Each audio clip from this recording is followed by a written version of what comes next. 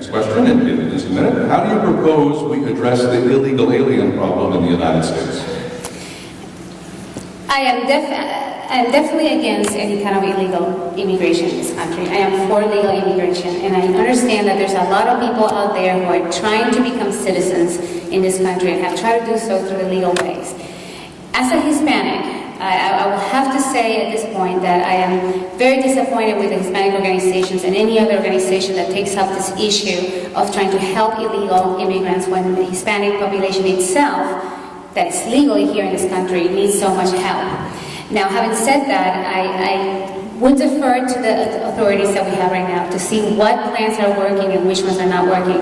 If having a fence is working, then let's go with a fence. If there are other issues such as going after the employers who are actually employing these people and in many ways taking advantage of these people, I think we need to go after the employers. You would throw them in jail or fine them? Well, we'll have to see what would work. If fine would work, then maybe the first offense is a fine. If a repeat offender keeps hiring these illegal immigrants, then maybe we'll have to look into having more harsher punishments. I mean, I know a lot of employers are doing things like getting homes for these people, and they live in atrocious conditions too. So if they are doing that and they are actually perpetuating this problem, then sure, if jail is what will stop it, then that's what we need to pursue. Any of the illegal immigrants in the country now, any of them eligible in your world, or if you're in Congress, would you vote for a pathway to citizenship for them?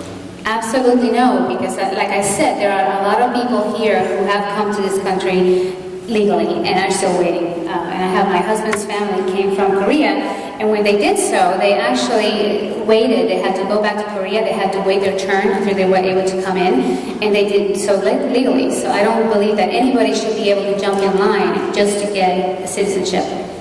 And the next question, what is the most serious error in America's current national defense policy? Well, in the current defense policy, I think the biggest problem that we have is that we have a leadership that is thinking that we can just simply engage people, tyrants, or ruthless dictators around the country. I am a big believer that we have many things that we have to preserve in this country. We have a lot of interests that we as a country are obligated to follow.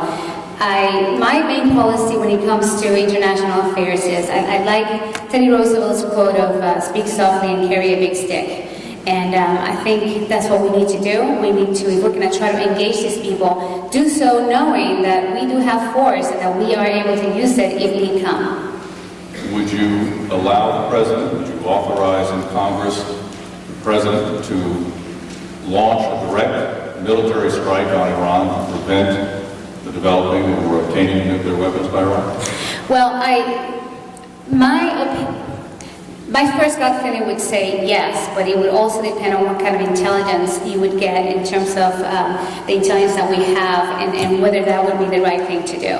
I would not be opposed to it. We just would have to see what kind of intelligence we are able to get. Do you have faith that we have the ability to trust the intelligence that we get?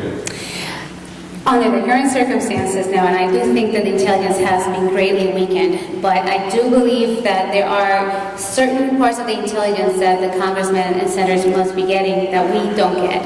So that's why while I say that my first impulse would be to say yes, I would definitely have to see what the status and what's going on at the time. All right, and finally, will 2010 be the year of the Tea Party? Why or why not? I sure hope so. And this is the main reason why. I have been involved with the Republican Party for many, many years. And I will be the first one to say I'm not an apologist for the Republican Party. And I believe that what we're seeing right now is that people are finally starting to say, hey, we're fed up, and we need to change this. My concern is that not enough people in the Republican Party are listening. We know the Democrats are totally dismissing this movement, but I am afraid that the Republicans are doing the same thing. Sure, there's a few of them that are actually embracing it, there's a few of them that are actually helping, but I am afraid that they are not going to be listening the way they're supposed to listen.